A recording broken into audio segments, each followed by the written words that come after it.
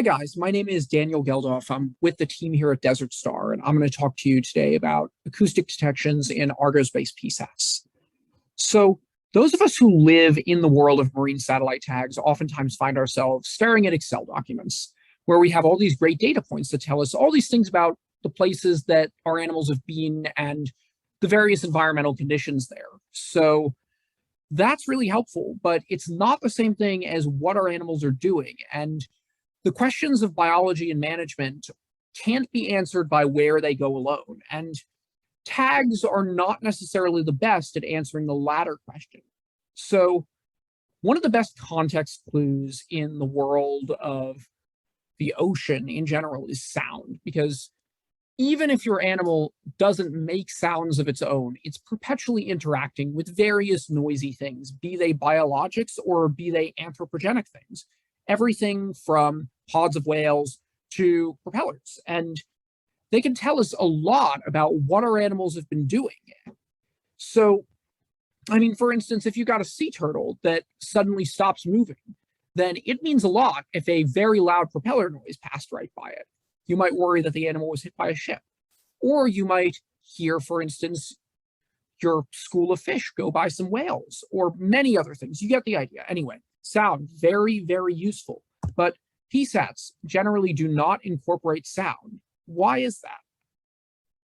Well, the problem is one of size. And to give you guys an idea of this, I've taken, on the left, we have a sablefish freshly tagged with our SeaTag mod. That's the largest tag we make. And on the right, we have a photoshopped example of the smallest recorder we make, to scale, obviously, on the back of this poor fish. Thankfully, this is not a real thing. If you could somehow get this monstrosity attached to a fish, it still weighs 5 times as much, and it only records sound, doesn't transmit a thing. But let's pretend that it did transmit a thing. Congratulations, you're still doomed, because in 1 second, that will record more data than you could transmit to Argos in 3 days.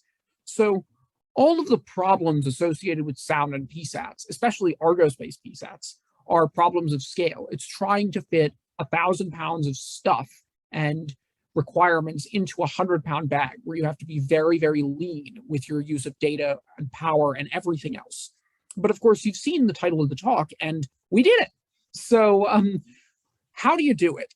So you need to change the rules, and that starts by simplifying things. So the absolute simplest way that we can track acoustic data on a PSAT is the presence or absence of one frequency signal as a binary.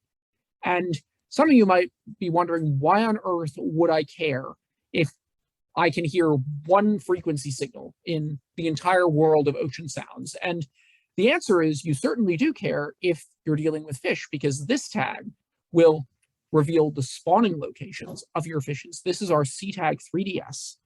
And how this works is it actually borrows the technology of JSAT pingers. So if you're familiar with JSAT pingers, they're designed for implantation into little baby salmon that swim by sound receivers, and these pingers are perpetually pinging, and hooray, you can hear the salmon when they go by and you know where they are. But we took the pingers and we thought, these are really small. So I wonder what else we can do with them. And we took them and we implanted them into the ovary of a sablefish. And you can use any fish. We tested it first in 2019 with sablefish, but pretty much anything that it'll fit in, it'll go. So pinger goes in the ovary of the oviduct, and the tag is constantly listening for this pinger signal. When the pinger is ejected by spawning activity, because it's laid like an egg, then you lose the signal, and the tag knows to release, and it does release, and it pops up at your spawning site. So from a management perspective, this is an incredibly useful tool just from one tiny bit of sound information. So management of acoustic data really comes down to simplifying the problem and elegant, clever engineering solutions. So we decided to take this to the extreme. We wanted to see if we could simplify sound recordings enough to send, not the recording, because there's no way, but send you basically a diagram of frequencies that's useful and that you can interpret through Argos. And we did it. It looks like a SeaTag mod, and that's because it is. But it has a trick up its sleeve. The attachment on the end has a broadband acoustic detector on it. We make two kinds right now. We have the one that you just saw has no battery. The one that has a battery is the larger one here that I compared to my wristwatch, just to give you an idea that it's still very small. It makes a SeaTag mod at worst 2 centimeters longer and 20 grams heavier.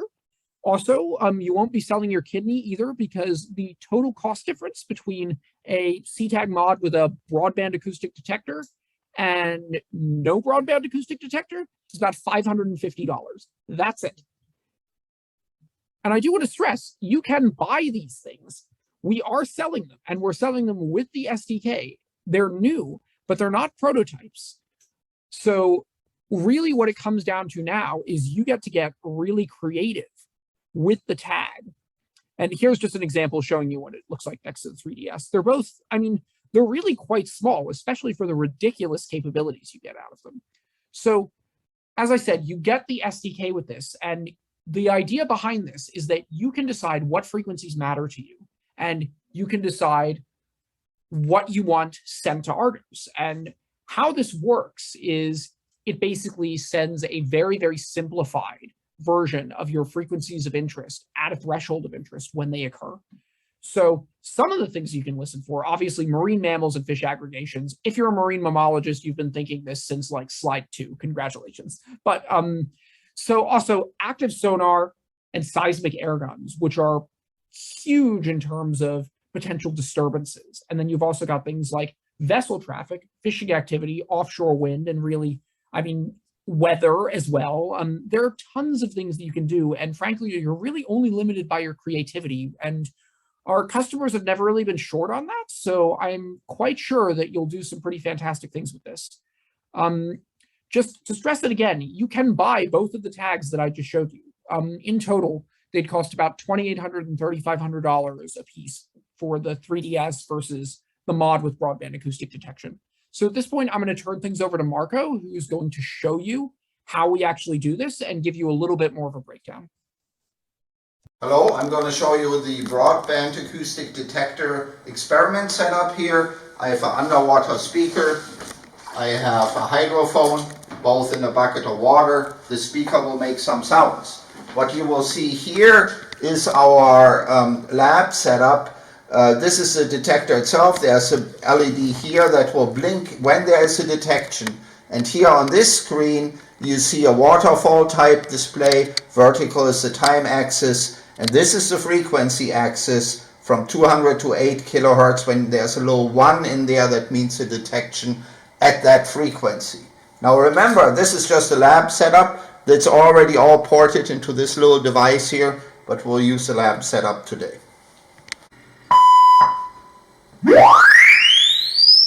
A tone detect and a sweep.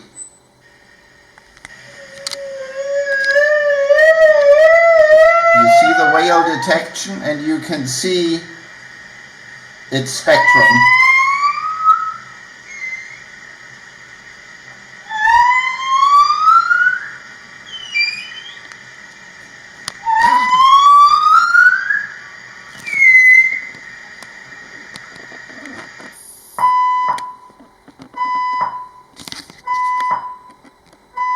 More tones. Sweep. Now here's the ferry.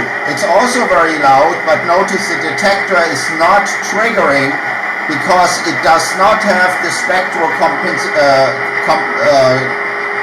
it doesn't have the spectral concentration. So it's a loud signal, but it's all over the place.